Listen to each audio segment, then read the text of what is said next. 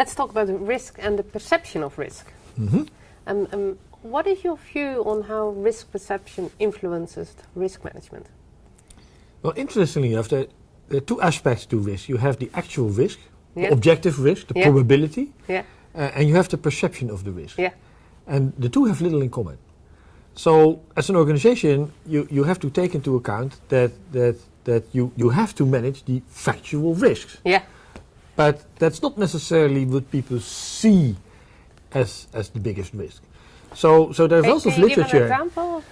Well, take for instance, if you ask people about how safe is our society today, Yeah. you will see that most people think that this is an unsafe period. The world is on fire, Yeah. and so. But in fact, this is probably the safest area that we've ever been in. And also, for instance, aviation safety. Yeah. You can think that this is a very unsafe thing, all this flying, but in fact flying is an order of magnitude safer than it was before. However, if something happens, then there's a lot of outrage about it. Yeah. Newspapers write about it, and that shapes the perception of people. Yeah. So it is not so much that people's behavior is driven by the actual risks, but it's by the perception of risk. But as a management, you have an interesting perspective because you have to manage the real risks. Yeah. So here's a bit of a dilemma. Yeah. Do you manage the risks that are the actual risks? Yeah. Or do you manage the risks that people see as the risk? Yeah. And ultimately you have to manage both because Yeah. people do not only have to be safer, but they also have to feel safer. Yeah. So if you are, for instance, in a situation where in a city center there's a lot of violence, Yeah. and the people believe that hanging cameras will improve their safety, Yeah. although there may be objective evidence that it doesn't help, you Yeah. can still do it because people feel safer. Yeah. Because, but it won't increase the actual safety, but it will increase the feeling. The Of safety. feeling of safety. The risk yes. perception. Yes. Yeah. So but it's intriguing because there are two different processes. You have to manage the real risk and Yeah. you have to manage the perception of risk. Yeah. Yeah. And can you give an example within a company that you say, well, it's of the two? Yes. What company do you... take for instance the airplane. Yeah. You can decide to put life jackets in all the airplanes. Yeah. And based upon historical data, life jackets have hardly any influence on the actual safety. Yeah. But if you take them away, people Yeah. will feel unsafe. Yeah. Yeah. So why do we have life jackets in airplanes? Yeah. One of the reasons is that it gives people a warm and fluffy feeling about flying. Yeah.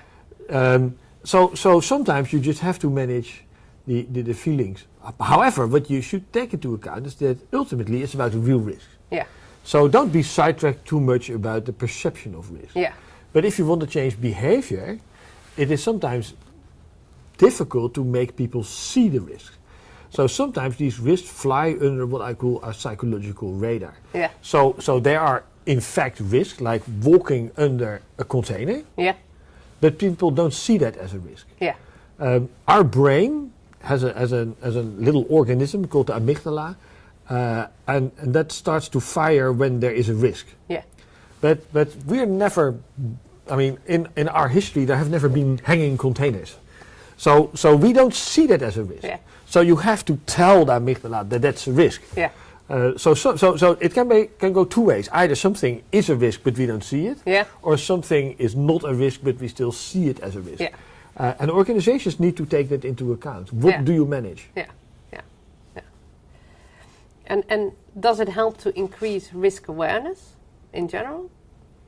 That's the risk thermostat, is that be alert to almost everything. Well, the problem is that we're not very good at these kind of sustained alertness processes. There's a process called normalization. Yeah. We also call it habituation. Is that we habituate to a given environment. So if you would go to foreign exotic countries where you would be attacked by wolves on a daily basis, the first 2-3 weeks you will think, ooh, this is bad news. But after 2 or 3 weeks, your brain will think, oh well, this is northern Siberia, so this is what it is. Yeah. So that's normalization. But that's an extremely difficult topic to tackle. And of course the side effect is that you don't want everybody afraid all day long. No. So I could create an environment in which you would be scared all day long, but that's also not the way forward. Yeah. So what would be the way forward for a The company? way forward is that you take both kind of risks seriously. But most important part is, I think, when you have to deal with a situation where people don't see the risk, but actually it is a risk. So it's like with a hanging container, or it's with mobile phone use. Yeah. Yes, people don't see it as a risk, but in fact it is a risk. So what do you do then? And then we have three components, and one of them is the content. What is the fact? Yeah. So one of the issues where for instance, it plays an important role is when you talk about carcinogenics at work. Yeah. 2,500 people in the Netherlands die because they have been exposed to toxic chemicals. Still, people don't see that as a risk. That is amazing. That's amazing. Yeah. I mean, 85 people die every year because of accidents at work, and 2,500 die because they've been exposed to toxic chemicals. Yeah. Yes. So there's a huge difference. Yeah. So how do you make people aware that that's a risk? Yeah. And the one is that you ask yourself, what do I know in terms of facts? Yeah. So I need to know that asbestos is an issue Yeah. and those things. But that's it's a typical engineering, I would say, mistake to think that if you tell people about the facts, that then they will they'll start. change. Yeah. The second part is when you talk about the form. And the form is that you ask yourself, so in what kind of format do I have to present these results? Sometimes you make a video. Other case you put people in a simulator. Yeah. Sometimes you make people smell. Yeah. So you have to ask yourself, how do I promote this way of thinking in Yeah. order to change the perception? And the third part, which is massively underrated among non-psychologists, is you have to consider the source. Who brings the message? Yeah. Who I can brings the understand. message? Yeah. Yes. Yeah. So suppose I wanna make people clear that exposure to toxic chemicals is bad news, and that you have to wear your breathing apparatus. Then I can do that as a CEO of a company. Yeah. And maybe what I say is factually correct. Yeah. And my presentation, the form is beautiful, but I'm just not the right person. Yeah. Maybe you should have the foreman, or a victim, or you should make Colleague. colleague, Yeah. the most respected colleague. But and I don't want to sound derogative of engineers, but most engineers think that it's all about facts. Yeah. And yes, format is also important. But just simply asking yourself the question, who's the right person to change the perception of people, is an important question. Yeah. And in many cases, it's not the leader. Yeah. It's the most respected colleague. Yeah. So if you want to talk about contractor safety, why don't you let a contractor do the talking? Yeah. Yeah. Yeah. So you're talking about working on heights, and Yeah. you have noticed that not everybody is wearing the fall protection because people don't see the risk of falling when they work on heights. Yeah. So do you then have the head of safety give a presentation, or do you have an experienced employee who works on heights give the presentation? Yeah. Yeah. It's much more believable. It's much more believable. Yeah. But also interestingly, we know a lot when it comes to the form. For instance, one of the things is that we know that you have to be able to paint a picture of what you want to achieve. Yeah.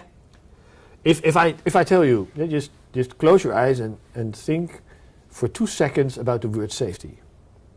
So what comes to mind? A helmet. Safety A helmet. In most cases, people say, well, almost nothing. Yeah. Yes. Now I ask you to think of your home and a neat and tidy living room. Yes. Yeah. Much easier. Yeah. Yes. So when you want to communicate with people, take into account when you discuss the form that you present it in a format that people have an image of. Yeah. Just be safe. You think Yeah. about the helmet, but it's not about helmets. It's about the risk of slipping or whatever. Yeah. Yes. Yeah. But if I talk about a neat and tidy workroom, then you get an idea. Yeah. So don't talk in abstract terms. Yeah. Also, one of the key messages is that you should repeat and repeat and repeat. Once a certain topic is interesting for you as an organization, say working on heights, you should focus on that for say 3 months or 4 months. Yeah. In many organizations, I see people look at the calendar and say, "Oh, we've got 12 months, so let's have 12 initiatives." That's not how our brain works. Our brain has the following logic: if you repeat it several times to me, then it must be important. So the first time you ask me to clean up the attic, I will say, "Oh yeah." But if you ask me 7 times, I probably think it is important. Yeah. And you see the same with people. So when you change the perception, keep in mind that the content has to be factually correct. Asking your organization what are the best ways to reach for the minds of the people. Things like repetition, create outrage, make it visible. And finally, when you want to change the perception, also consider the source of the information. Does the source have credibility or not? And if you manage all 3, you can see that next to managing the actual risk, you can also convince people that they can now see what has changed, and they can see the risk that they didn't see before. Yeah, yeah. So my final question on this topic: if you've done all, you're planning all this, as a company, what would be the first thing to start with? I always, but I'm a bit. That's engineering me.